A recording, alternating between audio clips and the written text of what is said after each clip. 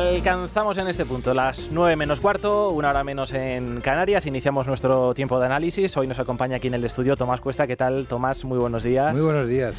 Oye, conocí anoche lo de Manolete. No sé si te has enterado de la noticia de su fallecimiento. Ah, no. Sí. Periodista, Manuel Esteban, Sí. Manolete. Lleva un tiempo ya retirado de los medios. Sí. Y bueno, lo vi anoche porque vi los tuits de compañeros suyos como Iñaki Cano y demás. Real Madrid Una figura del Atlético de Madrid de toda la vida, un periodista muy reconocible que dio muchas exclusivas y que ha dejado un vacío enorme entre muchos compañeros de la profesión, un gran aficionado desde luego del Atlético de Madrid. Tenía un articulito, ¿no? Yo creo que lleva ya varios meses alejados de los medios, yo creo que ya por motivos de salud, efectivamente, pero sí, una figura... No me había enterado, entre el periodismo deportivo, mucho, una figura muy porque además reconocida. Tampoco hay muchos No. periodistas que se puedan identificar con el Atleti, ¿no? Pocos. Bueno, nos escucha también desde Barcelona Pablo Planas. ¿Qué tal, Pablo? Muy buenos días. Hola, muy buenos días. Y enseguida vamos a saludar a Alejo Vidal-Quadras que está llegando a este estudio. Bueno, venimos comentando desde primera hora los 2 aniversarios que se cumplen hoy en Cataluña, el del regreso y fuga de Puigdemont y el de la investidura de Salvador Illa. Y hoy, Silvia, pues encontramos balances, crónicas en reportajes en casi todos los medios, claro. Sí, tenemos que empezar, yo creo, si te parece, por la fuga, por el momento de la fuga entre un mar de sombreros de paja que nos recordaba hoy el diario El Debate. La pregunta que un año después sigue en el aire es cómo pudo ocurrir, si ese acto estaba más que anunciado, y la respuesta, la clave, nos la da Pablo Planas en Libertad Digital: la pasividad y la complicidad de los Mossos, una idea que supuestamente ofende a la policía catalana, que hoy en El País insiste en que lo de la complicidad es impensable y que el plan, cuando apareció en el Arco del Triunfo Puigdemont, consistía en practicar un arresto discreto y proporcionado. Pero aunque lo puede explicar mejor él, Pablo, me voy a quedar con una idea que lanza en su artículo. A nadie se le escapa que haber detenido a Puigdemont cuando tuvo la idea de dar un mitin en Barcelona el día de la investidura de Illa podría haber tenido consecuencias funestas para el bello Pedro. Así es que Puigdemont entró, habló y se esfumó por donde había venido ante las narices de cientos de agentes de la Policía Autonómica que tenían orden de no verle y sin que el Ministerio de Marlaska se diera la orden de controlar la frontera. Interior no solo no dio esa orden, sino, como recuerda hoy en La Razón una asociación de guardias civiles, pues un agente que consultó pues en la base de datos la matrícula del coche en la que se fugó Puigdemont, llegó a ser expedientado. La otra duda, un año después, es si aquello valió la pena, si ese ridículo internacional que se fugara por segunda vez delante de todo el mundo, de centenares, insisto, de agentes y de todos los medios, si sirvió. Bueno, pues la verdad es que Sánchez ha logrado seguir en la Moncloa, pero Puigdemont se niega a aprobarle las cuentas. De hecho, leemos hoy en el diario El Mundo lo que piensa a día de hoy, a 8 de agosto del año 25, de presupuestos, nada.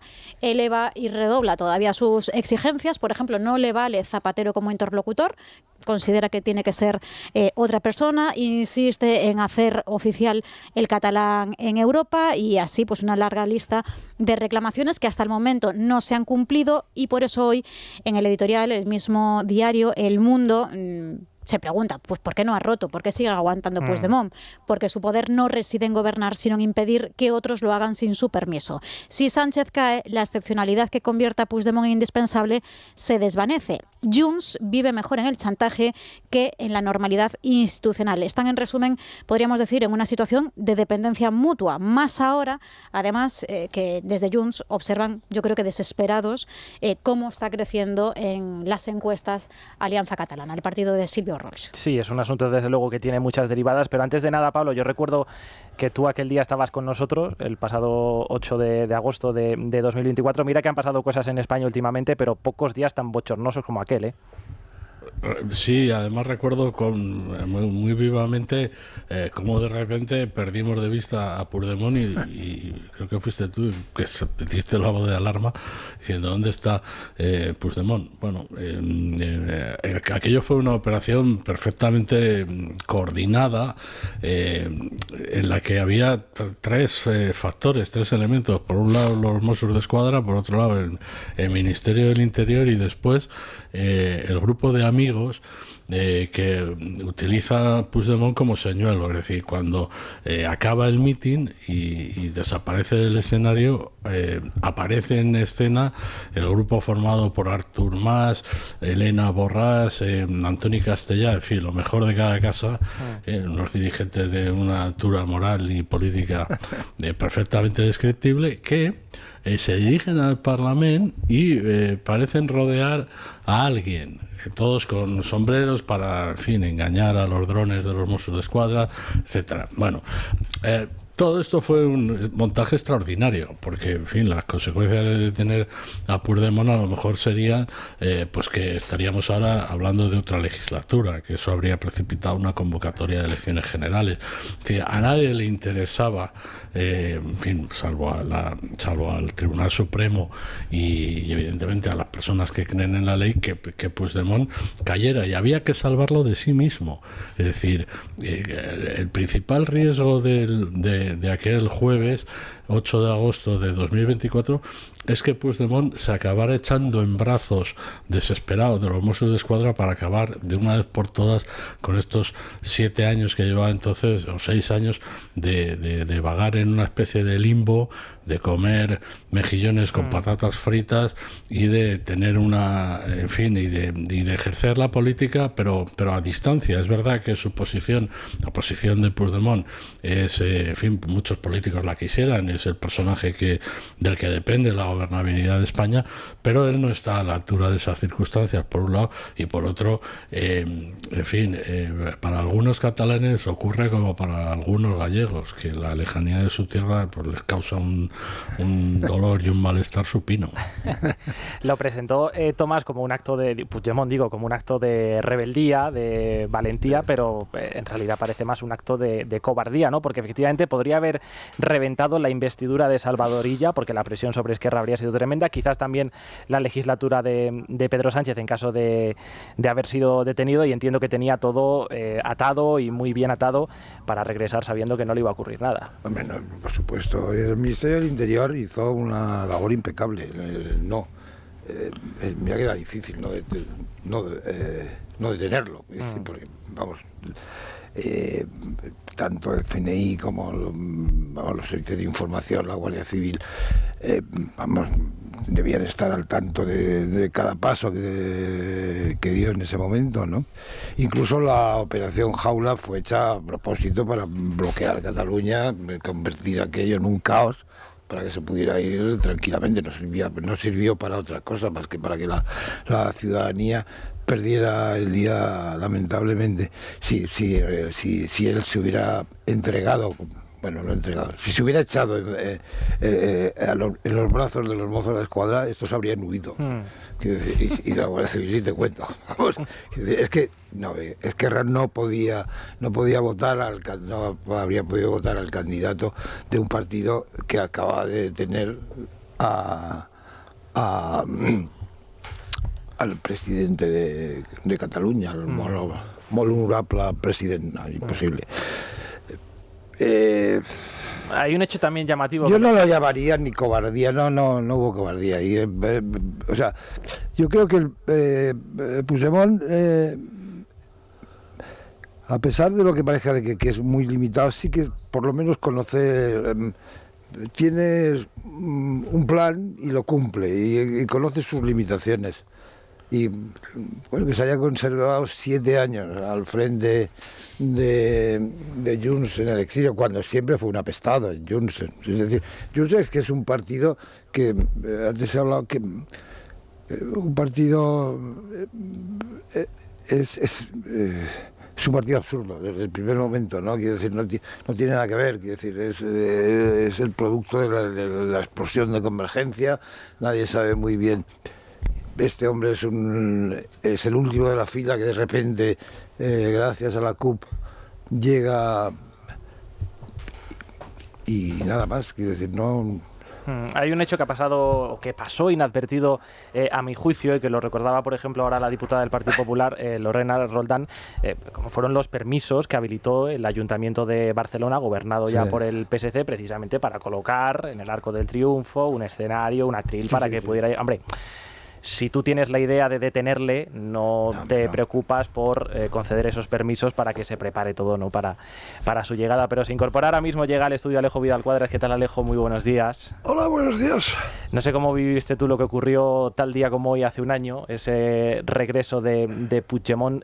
¿Tú realmente confiabas en que pudiera, no sé, primero en que pudiera regresar, y en segundo lugar si se te pasó por la cabeza en algún momento que pudiera regresar para volver a marcharse? Bueno, yo creo que hay muchas formas en que un Estado puede hacer el ridículo, ¿no? Y esto fue algo que a cualquier ciudadano español le tiene que avergonzar, ¿no? Es decir, cómo entró, su aparición esa así breve, ¿no? Que soltó 4 chorradas y a continuación se fue, le tenía controlado la policía, la Guardia Civil, los Mossos y tenían orden, supongo, de no detenerle y se volvió a fugar. Es un espectáculo realmente grotesco, ¿no? Es que este personaje y todo lo que le rodea es una demostración de hasta qué punto una sociedad occidental puede degenerar, ¿no? Es algo, ya te digo, un ridículo total, ¿eh? En el resto de Europa nos miran y bueno, no pueden creerlo, ¿no? Que hayamos llegado a estos niveles de ridículo, ¿no? Sí, sobre todo porque un año después la sensación de impunidad es total. Firmas una crónica muy buena, Pablo, esta semana en Libertad Digital, recordando cómo está todo un año después. Hay 3 mossos ahora mismo investigados, 3 mossos que además ya han sido indultados por la Generalidad, es decir, han recuperado su puesto de trabajo. Parece que los han cogido a modo de chivos expiatorios de alguna manera, porque ya digo que han sido recolocados. Vamos a ver qué pasa en septiembre, porque creo que queda alguna diligencia ya casi de las últimas por practicar, pero da la sensación de que este asunto va a acabar en nada. Bueno, hoy lo cuenta Ricardo Coarasa en La Razón perfectamente. Es decir, el párrafo inicial de su información es absoluto, es definitorio. Dice, aquí no se va a investigar ni la incompetencia del Ministerio del Interior y de los Mossos de Escuadra, ni la pasividad de las autoridades políticas. Porque esto fue una operación verdaderamente, lo que decía antes Tomás, es que lo difícil era no detener a Puigdemont. Y consiguieron no detener a Puigdemont y además van a acabar consiguiendo salir indemnes judicialmente de un episodio que, como decía Alejo, pues pone, nos pone delante de un espejo en el que el reflejo es bochornoso. Es decir, unas autoridades que impotentes permiten, porque en el fondo permiten que se lleve a cabo semejante disparate. El Ayuntamiento de Barcelona incluso concede los permisos para instalar una tarima y para que se pueda llevar a cabo el acto. Parece evidente que era más fácil detenerlo que no detenerlo, y ahí el gran mérito, entiendas en tono irónico, de los Mossos de Escuadra, es decir, cómo 600 agentes logran que no capturarlo. Es decir, eso es algo extraordinario. Yo creo que es ridículo, pero a la vez tiene su mérito. Esto es algo que se debe tener en cuenta. Bueno, pues junto con el aniversario de la tocata y fuga de Puigdemont tenemos el aniversario de la investidura de Salvador Illa, 2 hechos que naturalmente están conectados de alguna u otra manera. Enseguida lo comentamos, pero antes vamos a hacer una pausa y escuchar la recomendación de Lucía Prieto. ¿Qué tal? Muy buenos días. ¿Cómo estáis? Aquí la verdad es que hemos aprendido mucho con Mundo Natural y una de las cosas más importantes es que cuidarse por dentro es la mejor fórmula para verse bien por fuera. El pelo, las uñas, la piel son el mejor reflejo de nuestra salud interior. Pero ¿y cuál es la mejor manera de hacerlo? Pues confiando en los mejores, en este caso, bien lo sabemos en esta casa, confiando en Mundo Natural, que nos ayuda a combatir el envejecimiento de la piel, el descolgamiento, la flacidez, con la ayuda de los antioxidantes más potentes, los que se incluyen en Colacel Antiox. Fijaos, nos aporta colágeno hidrolizado puro de alta absorción, antioxidantes como el resveratrol, el extracto de granada y sobre todo la vitamina C, que contribuye a la formación de colágeno para que nuestra piel, diría yo, para que nuestro cuerpo lo note. Es tan potente que con una sola toma diaria equivale a 3 envases de cualquier otro producto. Así son en Mundo Natural. Así que pregunten a su farmacéutico dietista, llamen al 914460000, también en la web www.parafarmaciamundonatural.es, y no se olviden de la aplicación móvil. Bueno, decía Silvia que hoy se cumple el aniversario de la investidura de Salvador Illa. También tenemos varias referencias al respecto en la prensa. La prensa que en general, la prensa de tirada nacional que se edita aquí en Madrid, pues sigue teniendo buena opinión, ¿no?, del presidente de la Generalidad. Bueno, hay un poco de todo. Hay un poco de todo, si sí, evidentemente, con matices. El ejemplo más evidente y esperado es el del País, que dice hoy en su editorial que un año después el efecto estabilizador sobre las instituciones catalanas, la sociedad y la relación con el resto de España es evidente. Me resulta más llamativo que José Lavilla diga en La Razón que frente al rupturismo del pasado Illa se ha postulado como garante de la normalización. No en vano, dice, es considerado uno de los miembros más españolistas del PSC.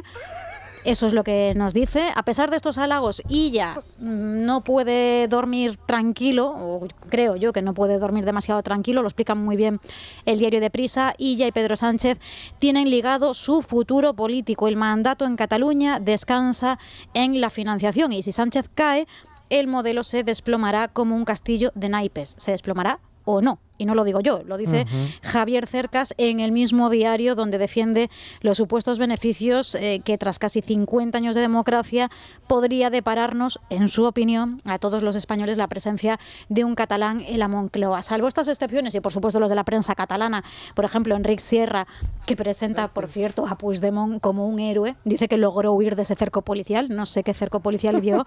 Bueno, pues, por ejemplo, Jordi Mercader, en el periódico de Cataluña, dice que el mandato de Illa, que de su mano ha renacido también la normalidad institucional en Cataluña y que lo ha hecho posible su talante y, por descontado, la descomunal desorientación política de Esquerra y Junts. En el resto de diarios, ABC, La Razón y El Mundo, destacan dos asuntos. Por un lado, el inmovilismo, el continuismo, el mimetismo, son palabras que se repiten. Poco ha cambiado, en opinión de estos diarios, en Cataluña en el último año tras la llegada de Illa, y se habla también de la inestabilidad, de la cantidad de batacazos que se ha metido en el Parlamento catalán, precisamente por la dependencia que tiene tanto de la Esquerra como de los comunes, que tampoco se lo están poniendo fácil. Bueno, Pablo, pues parece que ha calado, ¿no?, la idea de que Salvador Illa representa algo distinto al separatismo.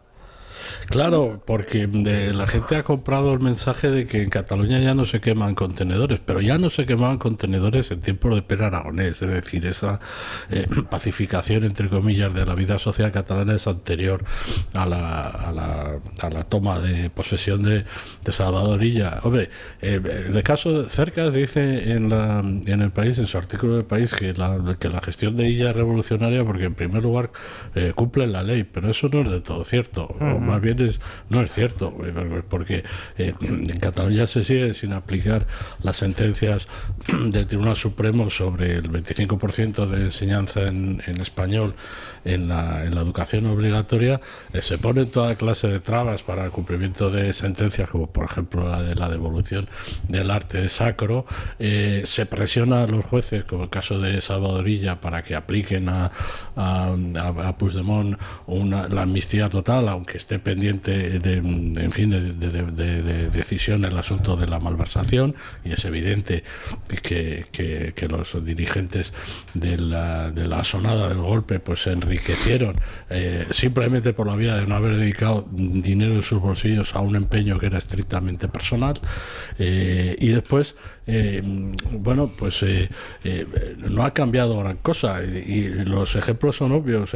Antes no había una consejería de política lingüística, y ahora hay una consejería de política lingüística que obedece a los complejos del Partido Socialista, que cuando gobierna en Cataluña pretende ser más catalán y más nacionalista y más independentista que nadie, y por eso perpetra excesos como los que en su día, tiempo atrás, Montilla con el estatut, Maragall con el estatut, o Montilla negándose durante toda su presidencia a hablar en castellano, que era, por otro lado, su idioma de uso habitual y su idioma materno. No hay razones para el optimismo, tampoco porque lo que se está sustanciando la presidencia de Illa es en la negociación de un concierto económico catalán que es totalmente contrario a la más leve noción de solidaridad entre pueblos y entre personas dentro de España. Entonces, aquí lo extraordinario es que es verdad, Illa no es un personaje faltón, no es un personaje chulesco, y pues se le ha perdonado hasta la irresponsable gestión de los contratos de compra de material sanitario. Digo irresponsable por no entrar en consideraciones de carácter jurídico. La compra de material sanitario durante la pandemia. Es más, se va a China, que es el sitio que podría ser considerado la escena del crimen, sí, y nadie le pregunta por los contratos, ni por quién era el ciudadano o la ciudadana Chile, ni por quién, ni cómo se adjudicaron esos extraordinarios, millonarios contratos y qué papel tuvo, por ejemplo, la trama organizada por Santos Cerdán, Ábalos y Coldo García en la compra de ese material. En definitiva, que es un hombre que tiene muy buena prensa, pero que, en fin, tiene tiempo por delante para desmentir a sus patrocinadores. Si hay algo interesante, Alejo, Tomás, claro, si vamos a las encuestas son razonablemente buenas para el Partido Socialista de Cataluña, a pesar de que ya lleva un año gobernando. No sé si es porque mucha gente, como dices, Pablo, se ha conformado simplemente con que ya no ardan contenedores en Cataluña, o si porque muchos separatistas que antes quizás apoyaban a Junts y Esquerra Republicana ven que una independencia, digamos, a lo bruto no es posible y prefieren apostar por el PSC porque consideran que apostando por esa vía una independencia a plazos es más factible. No sé qué pensáis. Bueno, el Partido Socialista de Cataluña, que Tomás y yo lo conocemos muy bien, ¿verdad?, es un partido nacionalista catalán. Absolutamente. O sea, es un partido nacionalista catalán. Y, bueno, pues ellos tienen un concepto de España y de Cataluña que es totalmente concordante con las tesis separatistas en política lingüística, en relación entre Cataluña y el resto de España, su visión confederal del Estado. Es decir, lo que pasa es que Illa, que por cierto es un personaje lúgubre, ¿verdad? 130.000 muertos. Sí, o sea, Illa, yo cuando le veo enseguida me entra una tristeza, ¿verdad? Porque él emana melancolía, ¿no? Entonces, Illa es un nacionalista catalán. Mira, te voy a contar una anécdota, que a veces las anécdotas pues se pueden elevar a categoría. Cuando yo estaba en el Parlamento Europeo, pues recurrentemente venía el tema del catalán como lengua oficial en las instituciones europeas. Y bueno, esto pues, aparte que es imposible, pues no puede ser. O sea que, entonces, los del PSC defendían entusiásticamente que el catalán fuese lengua oficial. Y en una reunión de la mesa del Parlamento Europeo, yo estaba allí, era vicepresidente, ¿no? Y había un vicepresidente catalán del PSC. Y este político catalán del PSC dijo lo siguiente: a ver, yo vengo a este Parlamento Europeo y me veo obligado a hablar una lengua que no es la mía. Entonces, claro, tú imagínate el resto de la mesa del Parlamento, que eran pues alemanes, franceses, italianos, checos. Claro, sus ojos se abrieron con incredulidad. ¿Pero qué dice este? O sea, ¿pero qué dice este? Eso, vamos, o sea, ellos tienen esta mentalidad. O sea, ellos son nacionalistas catalanes. Lo que pasa es que, ¿os acordáis de Maragall, no, pobre? Bueno, Maragall tenía todavía la idea de que España era caciquil, retrasada, agraria, y Cataluña era innovadora, europea, vanguardista, o sea, vivía de esa, de esa idea de primer cuarto de su abuelo, que era del siglo XX, de su abuelo, tal. Perdone, no, esto no es así. La renta per cápita de Madrid es superior a la catalana. Esta gente de Cataluña la lleva a la ruina. Sí, total. Tienen una presión fiscal que es una cosa brutal. Entonces toda su preocupación es que Madrid no pueda aplicar políticas fiscales dinamizadoras de la economía, que además, curiosamente, la política fiscal de Madrid mucho más, en fin, mucho más próxima a la empresa y tal, al final recauda más que Cataluña. O sea, es que fíjate tú qué curioso, ¿no? Entonces, el PSC es un partido nacionalista catalán, sin paliativos. Y ellos, su proyecto es una Cataluña nominalmente parte de España, pero una Cataluña absolutamente autónoma, donde el Estado español no está presente. Sí, claro. En Cataluña. Que ya no está, ¿eh? Ese es su concepto y su proyecto. Por supuesto, su política lingüística es una política nacionalista a tope, y en todo lo que es la idea de Cataluña como nación y tal, ellos coinciden plenamente con Esquerra y con Junts, vamos.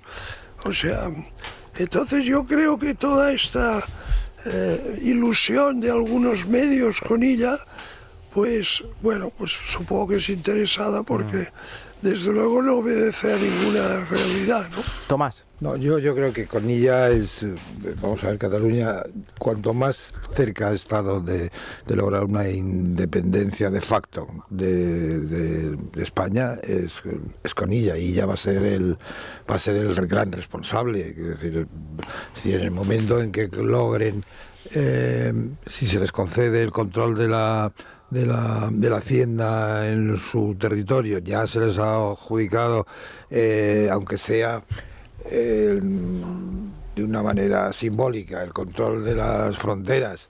Es decir, esto que te estás diciendo tú, que va a ser independiente de hecho, es decir, salvo cuando haya que darle dinero, que entonces lo pedirá para otra historia, pues ahora es cuanto más cerca están. O sea, a mí me parece, y ya me parece el más peligroso, mucho más peligroso que un convergente, bueno, que un independentista de pata negra.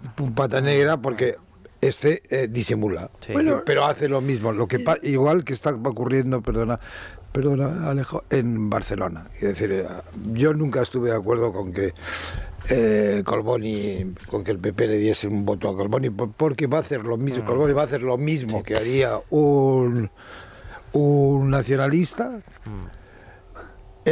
pero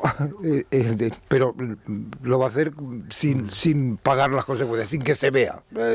Vamos, se está viendo, pero bueno, en principio no lo es, pero después Sí, pero lo cierto lo es absolutamente. Y luego ya la izquierda, perdón, y ya acabo, el empeño de la izquierda, y de cercas en este caso, de buscar un campo de izquierdas, a mí me resulta realmente, vamos, me fascina. Sí, pero lo buscábamos una expresión. La derecha siempre ha buscado un campo, pues ahora es la izquierda la que quiere un campo. Lo cierto es que, al menos en términos electorales, los acuerdos que está llegando Pedro Sánchez con Esquerra y con Junts, pienso por ejemplo en el cupo catalán o en el reparto de menores, la exclusión de Cataluña, quien los está capitalizando, ya digo, al menos según lo que reflejan los sondeos, es el PSC. Veremos también si lo que ocurre aquí en Madrid, la legislatura de Pedro Sánchez, tiene su eco también en Cataluña, que eso es lo que parece, que son vasos comunicantes. Hombre. Y que, bueno, pues si la legislatura se va al traste en Madrid, puede ocurrir lo mismo en Cataluña, porque hay intereses comunes. De hecho, el Partido Socialista de Cataluña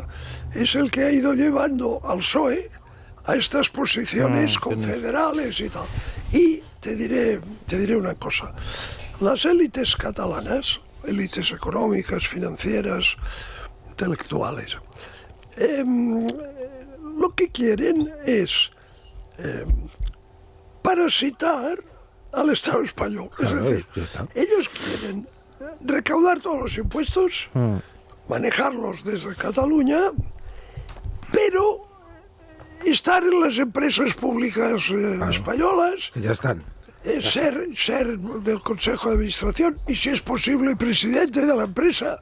O sea, colonizar, vampirizar a España.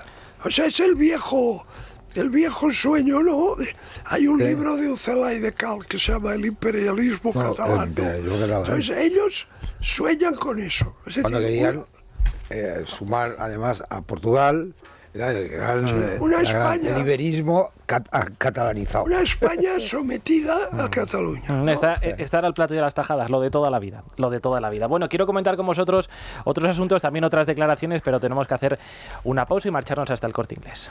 Si cuando sale una novedad tecnológica y tus amigos te preguntan si ya la tienes, por supuesto ya la tienes, es que eres muy rápido. Y solo las personas que son así de rápidas van a poder conseguir las ofertas límite del Corte Inglés. Grandes productos con los mejores precios. Por ejemplo, en electrodomésticos puedes conseguir un 15% de descuento adicional en las marcas Bosch, Samsung, Candy, DeLonghi, Philips y Ninja. Y en electrónica todas estas ofertas. Televisor Samsung Neo QLED Mini LED de 75 pulgadas de 2.699 a 1.899 euros.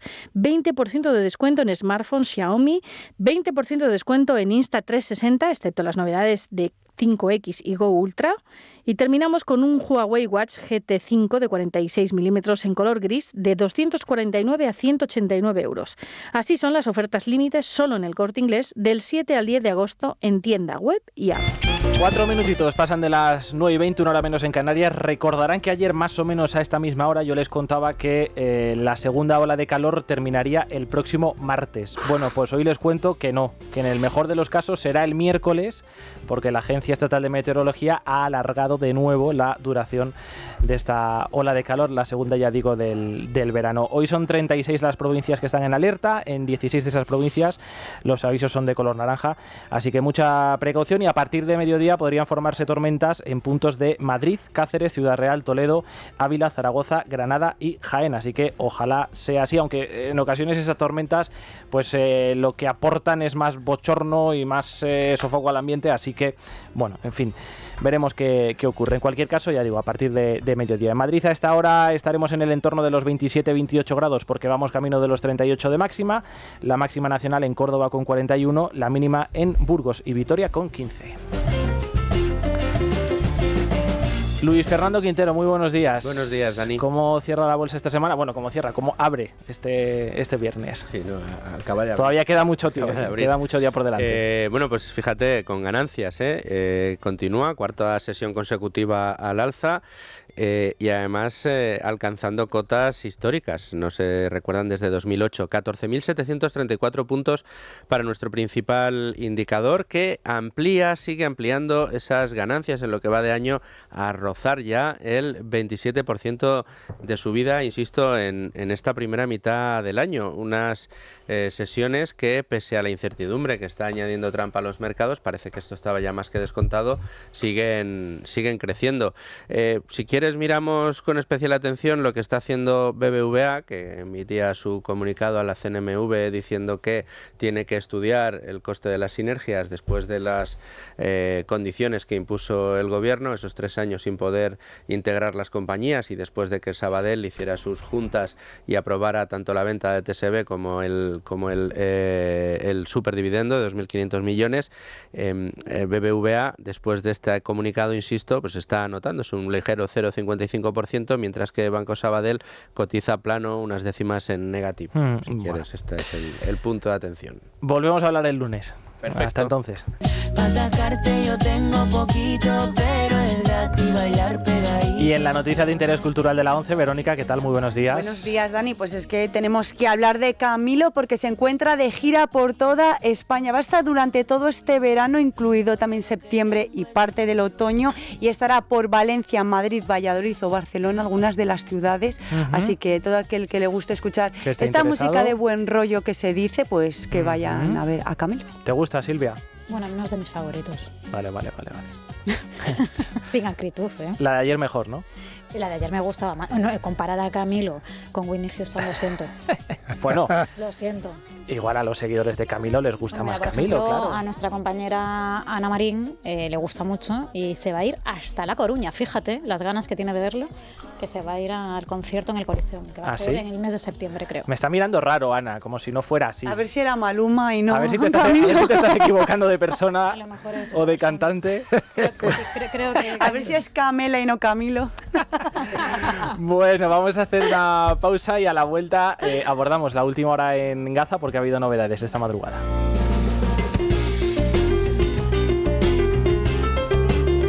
Un minutito pasa de las 9:30, una hora menos en Canarias. Hemos estado en las últimas horas pendientes de la reunión que iba a celebrar el Gabinete de Seguridad de Benjamín Netanyahu para decidir si ampliaba o no la ofensiva militar en Gaza, y la noticia saltó esta madrugada alrededor de las 5, hora peninsular española. Efectivamente, se aprueba el plan de Netanyahu para el control total de la franja. Silvia. se basa, Dani, en 5 pilares: el desarme de Hamás, el regreso de todos los rehenes, tanto los vivos como los fallecidos, la desmilitarización de la franja, el control de seguridad israelí en la franja de Gaza y también el establecimiento de una administración civil alternativa que no sea ni Hamás ni la autoridad palestina. Es pronto para obtener reacciones. La primera nos llega desde el Reino Unido.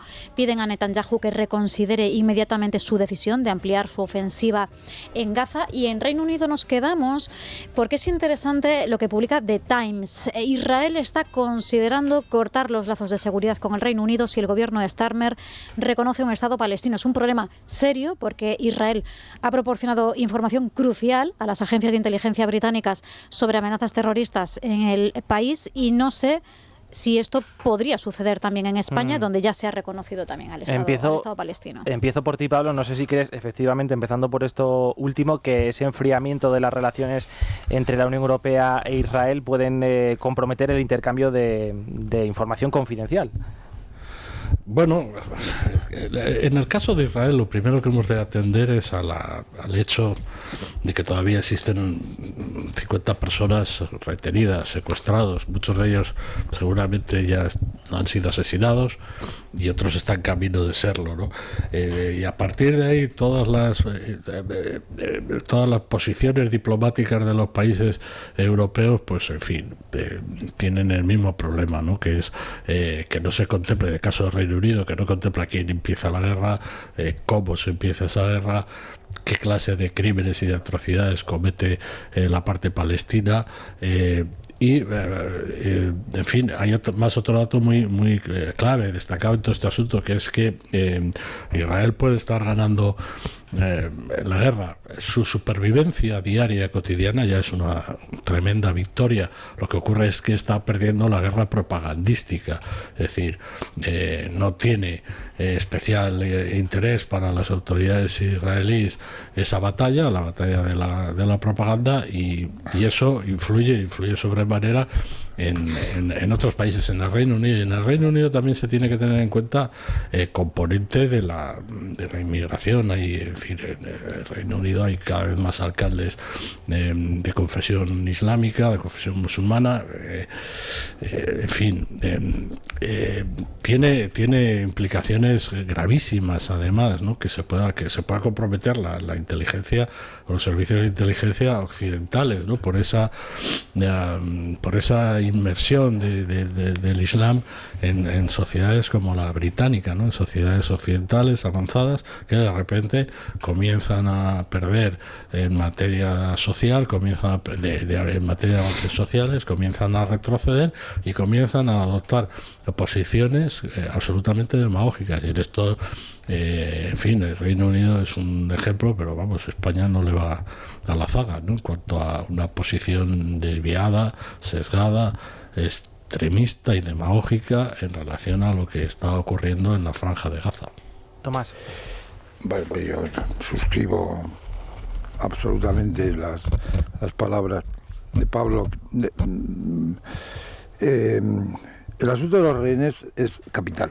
Es decir, además, si jamás que quisiera la paz, no tiene más que devolver a los rehenes, incluso sin desarmarse. Y en ese momento se iniciaría una tregua, ya veíamos hasta cuándo. Incluso digamos, daría un poco de consistencia a la posición de algunos países europeos que hasta este momento, yo creo que todo lo que está haciendo Europa con respecto a Hamas es un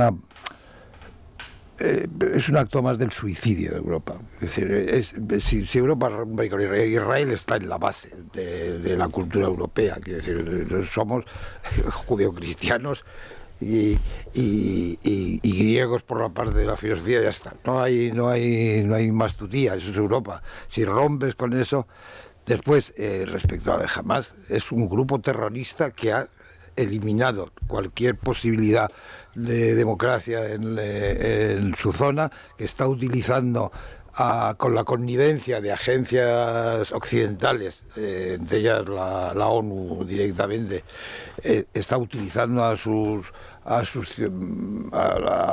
la población como escudo, y que empieza, y por otra parte empieza la guerra para no solamente para asestar un golpe absolutamente aterrador, terribles a Israel, sino para dinamitar los acuerdos de paz, los acuerdos que en aquel momento eran el pacto de Abraham, que iba a firmarse con entre Arabia Saudí e Israel, y que podría haber cambiado en ese momento cayó todo. Ahí todas las posibilidades se esfumaron. Es decir, luego van a tener un problema, que dice que los controlen, con el control de países árabes. ¿Quién quiere? ¿Qué país árabe quiere a los palestinos? Claro, es que esa es una de las incógnitas que no despeja ese comunicado. Europa, o sea, Unión Europea, en el asunto de Oriente Medio, hace muchos años que manifiesta una ceguera estratégica llamativa, ¿no? Porque el cuadro, la situación en Oriente Medio es la siguiente. Hay una potencia regional, que es la República Islámica de Irán, que tiene como objetivo, o sea, incluso consagrado en su constitución, ser hegemónica en la región y liquidar el Estado de Israel. Es decir, no negociar, llegar a algún tipo de entente, no, liquidar.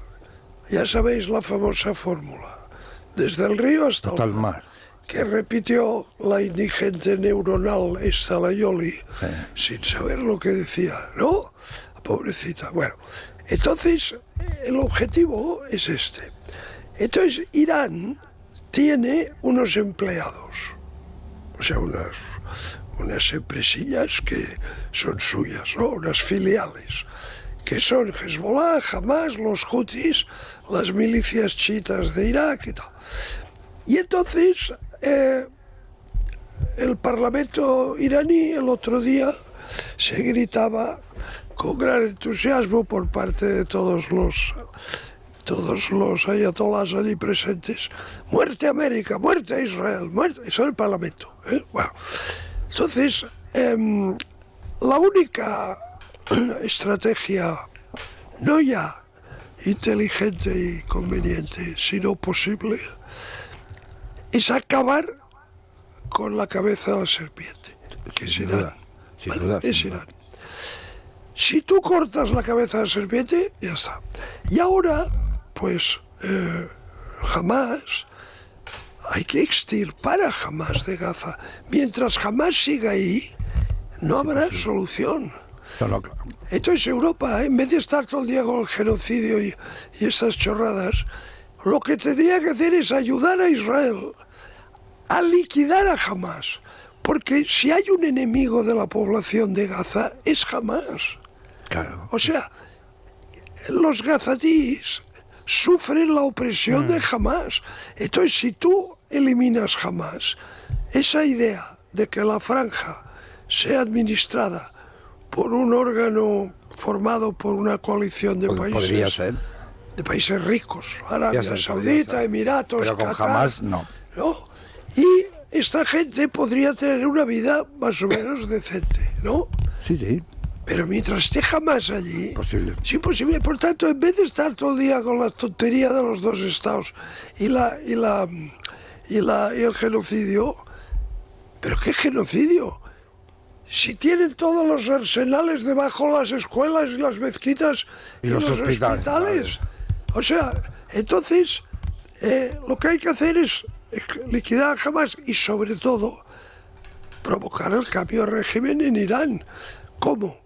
Aislando internacionalmente al régimen de los ayatolás, cortando cualquier relación comercial o en fin, o financiera, cerrando todas las embajadas de Irán en Europa, retirando todos nuestros embajadores de Teherán. Sí, considerándolo un estado criminal. Pues, criminal, ya está. Y entonces ahogarle y ayudar. Tú tienes experiencia en su criminalidad. Ayudar. Hombre, vamos a ver. Claro. Vamos a ver. El régimen iraní manda a un sicario a Madrid para matarme.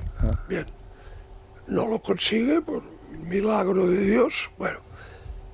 ¿Tú que has visto alguna reacción del gobierno español? No. O sea, mandan un tío a matarme y todo el mundo silbando y mirando hacia otro lado. O sea, entonces, ¿qué les pasa? Que los ayatolás tienen la certeza de que gozan de impunidad, que hagan lo que hagan. Europa no va a reaccionar con la energía y con la contundencia. No, al revés. Pero no sé si pensáis también, el otro día, por ejemplo, hablábamos con Fleur Hassan, con la vicealcaldesa de Jerusalén, y nos decía, claro, yo le preguntaba por algo que comentaba algo antes Pablo, ¿no? Hamás está ganando la batalla de la propaganda, y hablabas tú, Alejo, decías también, Europa padece o Europa tiene una ceguera estratégica en relación a lo que está sucediendo en Oriente Medio. Quizás Israel también está cometiendo serios errores en ese ámbito, ¿no? El de la propaganda, y le está pasando factura. Pero vamos a ver, si tú tienes un enemigo, no porque tú lo hayas buscado, sino porque él se ha erigido en tu enemigo, y ese enemigo es mortal, implacable, ¿qué quieres negociar? ¿Qué quieres dialogar? La pobre von der Leyen, ¿pero qué quieres? Lo que hay que hacer es liquidar a tu enemigo, porque es o tú o él. Esto Israel lo tiene clarísimo. Claro. O sea, es un problema de... Lo ha dicho Pablo perfectamente, es que cada día que sobrevives es un milagro. Es decir. O sea, tú puedes negociar, dialogar, llegar a algún acuerdo con un enemigo racional que, bueno, esté dispuesto a llegar a algún tipo de relación equilibrada. Pero con esta gente lo que has de hacer es derrotarles. Sí. Simplemente. Sí, fíjate, los romanos tenían clara la diferencia entre lo que era un enemigo, el hostis, un mal, a lo que llamaban el hostis humani generi, que se le aplicaba a la piratería. Era enemigo del género humano, y ahí no había ningún tipo de negociación en ese caso. Pero estaba recogido que O sea, en Irán, en el último año, han ejecutado a 1.300 personas. Ejecutan 3 o 4 personas al día. O sea, ¿qué quieres negociar con un régimen así? Sí, y además lo convierten en un espectáculo. Llenan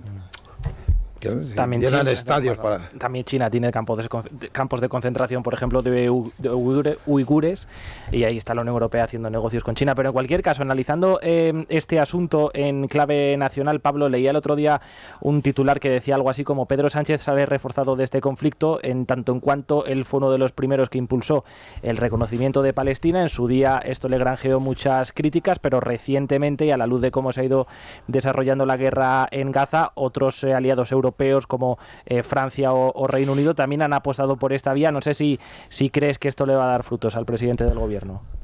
Pues esto es lo que decía ahora mismo Alejo, es decir, una posición europea absolutamente desviada, equivocada, ignorante, necia y contraria a los intereses de los ciudadanos europeos. Y en el caso de Pedro Sánchez, su política en relación a Israel es la de un auténtico parásito Sánchez husmea, huele la desgracia y trata de ver qué provecho, qué contenido puede sacar de ahí. Y si recordamos todos como poco después de la masacre, de las barbaridades perpetradas por Hamás el 7 de octubre, pues Pedro Sánchez trataba de emerger en medio de ese conflicto como una especie de pacificador que tuvo el cuajo de enfrentarse al propio Netanyahu en una visita oficial a Israel, acompañado de un armatoste que fingía ser el primer ministro del gobierno belga.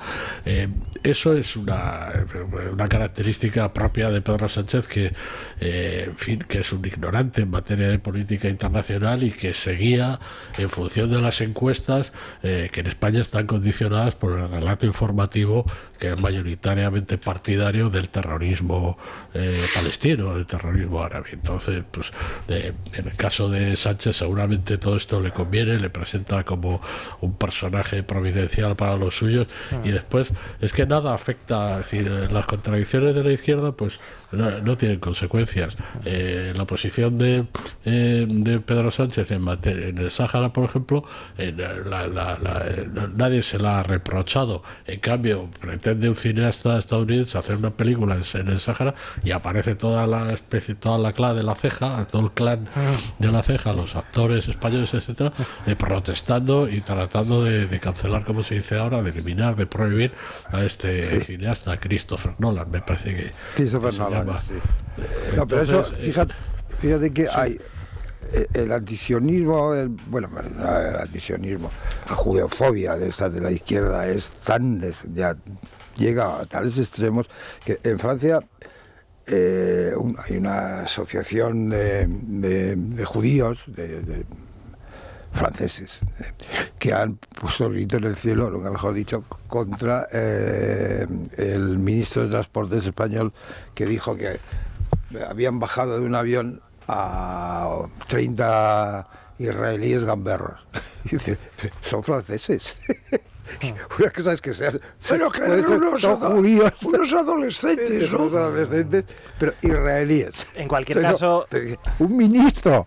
Vaya, es un escándalo. Hablaba Pablo de la inconsistencia de la política exterior de Pedro Sánchez, mismamente con Israel. Pablo, mientras pedía romper las relaciones con el país hebreo, seguía firmando contratos, como por ejemplo el famoso contrato para la compra de balas, que casi le cuesta la cabeza al ministro Grande Marlaska. En el último momento le hizo rectificar, le hizo dar marcha atrás, pero también de manera interesada, porque aquello originó una crisis tremenda entre sus socios, con Sumar incluso amenazando con romper la coalición. Sí. Que explique Pedro Sánchez cómo se compró el programa Pegasus, también, a quién se compró y para qué se utilizó.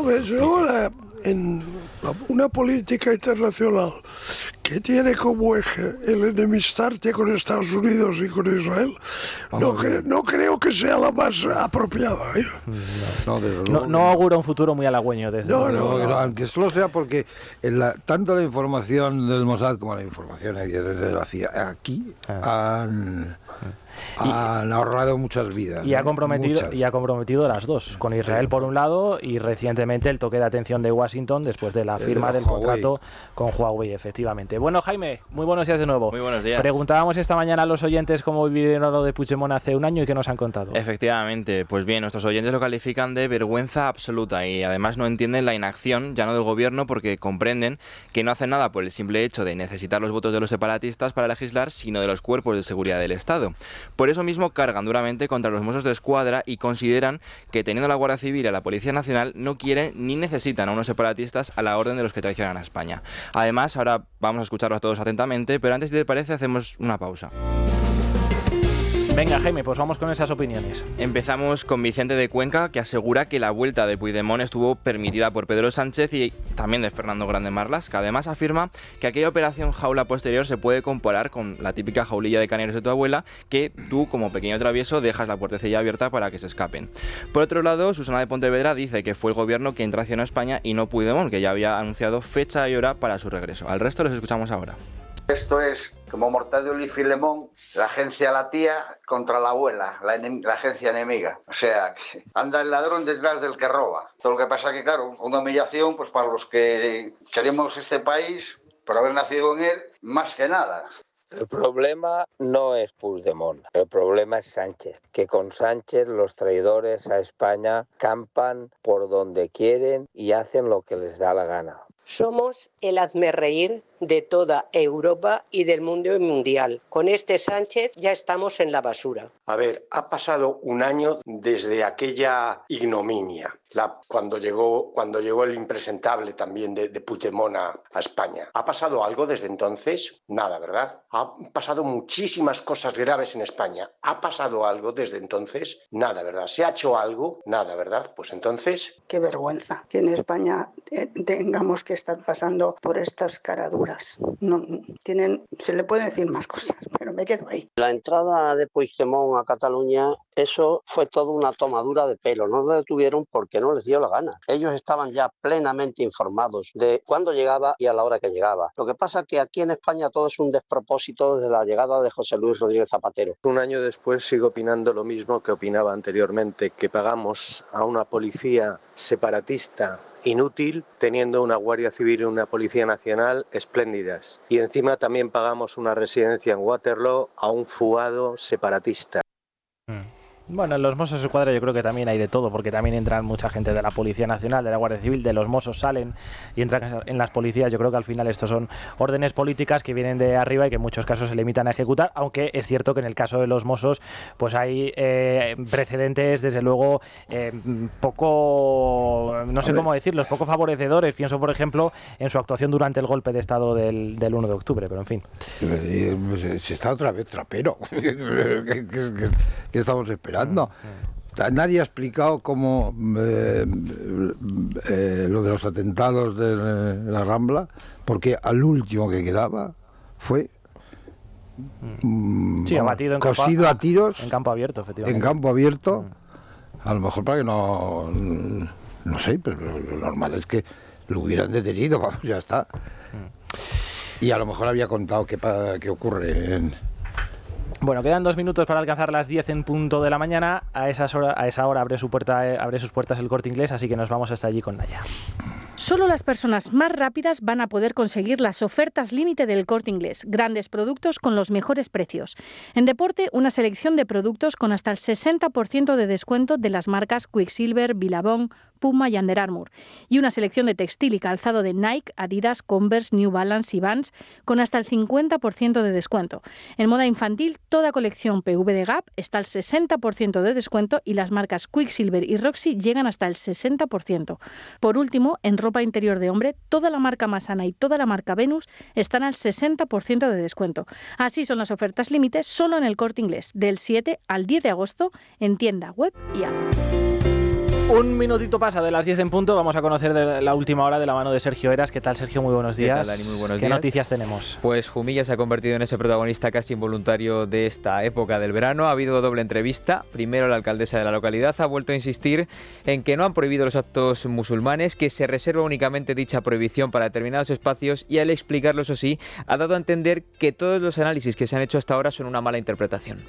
Ni el de Jumilla, ni ningún ayuntamiento de España puede prohibir ni vetar cualquier manifestación religiosa en lugares públicos. Únicamente vamos a hacer un reglamento de uso de espacios deportivos. No es excluyente a que la comunidad musulmana o cualquier otro colectivo, como lo vienen haciendo, se les ceda el uso siempre y cuando cumplan los requisitos técnicos. Venía preguntándome, ¿y en aquel municipio que no tengan polideportivos prohíben la libertad de culto a los musulmanes? Al no tener un polideportivo no tienen un lugar de reunión. Es la pregunta que yo me hago. Y justo después era el turno de la ministra del Masaiz. El gobierno ha encontrado ese filón veraniego también en este caso, ya lo señalaba estos días. Vamos a estar muy vigilantes, decía, y hacía un llamamiento directamente al PP a dar marcha atrás y pedir perdón. Dar un paso atrás, disculparse con los vecinos de Jumilla por este bochorno que nos ha llevado incluso a ser un bochorno incluso internacional. Esta no es la España de los brazos abiertos, así que están a tiempo, porque Vox ya ha dicho que va a extender estas propuestas allí donde puedan hacerlo. Así que tan sencillo como eso, dar un paso atrás y pedir perdón. Vamos a velar por el cumplimiento de la Constitución y, como saben, tenemos una herramienta fundamental, que es nuestro observatorio, nuestro Veraxe, el observatorio que monitoriza los discursos de odio en redes, que en caso de que se constaten que puede haber algún discurso que sea constitutivo de delito, trabajamos de la mano con el Ministerio del Interior y con la Fiscalía. Hombre, tanto como un bochorno internacional. En cualquier caso, haría la ministra bien en preocuparse más quizás por el reparto de menores, que va a empezar a ejecutarse a partir de la próxima semana, 5 meses después de una orden del Tribunal Supremo que dio 10 días al gobierno, no 5 meses. Y aún así la ministra va dando lecciones sobre otros asuntos. Ese observatorio de delitos de odio contra la religión se aplica también a lo que se dice en redes del catolicismo, del cristianismo, de la... Por ejemplo, también Torre Pacheco, para evidenciar lo que están monitorizando, dice, ese tipo de actividades en redes sociales. Es tremendo. No, sin el caso de Torre Pacheco, de lo que hay que hablar también es de que un señor con antecedentes penales que acaba de pegarle una paliza a un vecino esté ya en la calle. Sí. Eso es de lo que hay que hablar. Al margen de lo que digan 2, 3, 4, 5 en las redes sociales, que seguramente, yo no digo que haya que hablar de eso también, pero de lo otro, en fin... Tenemos que terminar con internacional. Estamos esperando alguna reacción a la decisión de Israel de ocupar totalmente la Franja de Gaza. Llegan desde Reino Unido. En un comunicado, el premier Keir Starmer, que estas últimas semanas, recordamos que contemplaba el reconocimiento de Palestina, habla de decisión errónea por parte de Netanyahu. Dice que solo conllevará a más sangre derramada, que lo que se necesita es un alto al fuego y un aumento de la ayuda humanitaria, la liberación de todos los rehenes por Hamás y una solución negociada. Además, pide el desarme del grupo terrorista de Hamás y dice que continuarán trabajando en la solución de los 2 estados. Por cierto, hoy tiene lugar una visita del vicepresidente norteamericano de Vance a Starmer precisamente en medio de esta tensión. Veremos en qué queda. Y también ha reaccionado el Foro de Rehenes y Familias Desaparecidas. Critica duramente al gabinete de Netanyahu y dice que el gobierno ha condenado a muerte a los rehenes vivos y a la desaparición total a los caídos. Habla de negligencia moral y de un engaño imperdonable. Bueno, cómo están las cosas. Menos mal que llega Ana Mateu, gracias Sergio, para traernos un poquito de alegría. Ana, ¿qué tal? Muy buenos días. Muy buenos días, ¿qué tal estáis? Estupendamente, bueno, ya ves, entretenidos. Sí. Está la crónica política entretenida y la Rosa también. Y la Rosa también, ¿no? Aunque tenemos que empezar con una noticia que son de estas que no nos gusta dar, y es que Jaume Anglada, el cantante, que es además íntimo amigo de Su Majestad el Rey, navegan juntos y además... de ser un grandísimo cantante, también es un gran oyente de este programa y gran amigo de esta casa, pues ha sido herido esta noche en Palma. Ha tenido un accidente de moto, un niño de 20 años la ha embestido cuando él iba en su Vespa y bueno, pues tiene un traumatismo craneoencefálico importante. El coche salió huyendo, pero afortunadamente ha sido detenido y bueno, desde aquí desearle una pronta y rápida recuperación y que todo se quede en un grandísimo susto. ¿Qué más tenemos? Pues los clásicos del verano famosos en vacaciones. Ilia Topuria lo tenemos en Formentera. Paloma Barriento nos va a dar todos los detalles. Jessica Bueno, que ha sido pillada con un misterioso acompañante. A ver quién es. Claro, ha sido firmar por un reality y ya una nueva pareja. Y luego tenemos pues ir de vacaciones pues con la suegra, que es lo que han hecho Tamara Falcó e Íñigo Nieva. Y se han llevado a Isabel Preisler en un destino que estoy seguro que si os pregunto os apuntaríais todos, a las Maldivas, ¿a que sí? Hombre, está muy visto ya las Maldivas, hombre. Pues yo ahora mismo no le hacía... No, yo tampoco, no. Si alguien quiere tener un detalle, yo lo acojo, de verdad. Hasta camino de Singapur, me iría a Singapur. Si tengo que hacer un esfuerzo, yo me tengo que sacrificar por el mundo, yo me sacrifico, de verdad, no pasa nada. Este año no pedimos croissants, pedimos que nos lleven a las Maldivas, así que han estado en el Four Seasons de allí. No os podéis imaginar la cantidad de detalles. Bueno, pues vacaciones de lujo, no los siguientes a los que nos apuntaríamos ahora mismo. ¿Y qué tenemos? Pues el capítulo 12.525 del conflicto entre Paulina Rubio y Colate Vallejo Nájera. Por el tema de la custodia del niño. Es un tema que ya es hasta desagradable, sobre todo porque aquí nadie se acuerda del que sufre. Sobre todo para el niño, claro. Sí. Es el niño que tiene 14 años, que el niño quiere venirse a vivir a España con su padre en vez de estar con su madre. Entonces, ¿qué ha pasado? Paulina le tenía que traer aquí hasta Segovia para que hiciera un campamento de verano, no la ha traído, Colate demanda y la otra no se queda atrás y demanda. Y así, pues... hasta el día del juicio final. Es como el día de la marmota. Menos mal que ya es viernes, por fin es viernes. Vendrá Andrés Arconada, nos va a contar los estrenos de esta semana y luego vienen Juanma y Dani. Claro, se ha estrenado miércoles Addams la segunda temporada y me han dicho que vienen a hablar sobre series siniestras. Miedo me da. Así que... En casa están revolucionados. Bueno, revolucionada, más bien, con esa serie. No se ve otra cosa. ¿Sí? Como han estrenado nuevos capítulos, no se ve 4 otra capítulos. cosa. Además, son de Tim Burton y luego están dirigidos por un español, por un señor que se llama Paco Cabezas, que ellos no lo contarán. Se rueda ahí en el Colegio del Pilar. Así que, mira, Tomás sabe más que yo. Está al tanto. Bueno. Así que todo esto, en cuanto acabéis vosotros, y hasta cuando las termine 12. la Crónica Rosa hasta las 12. Claro que sí. Bueno, pues nosotros nos quedamos aquí. Alejo, Tomás, Silvia, gracias. Pablo, un abrazo también para ti. Te sigo en Twitch, en los directos de Twitch. Sí, con vale. Juanillo, ¿no? ¿Cómo era el de ayer? Illo Juan. Sí. Juanillo, los amigos. Chocas y toda esta gente. Sí, ahí quedamos todos. Una quedada de fin de semana en Twitch. Venga, a ustedes les espero el lunes a las 7. Hasta entonces, adiós.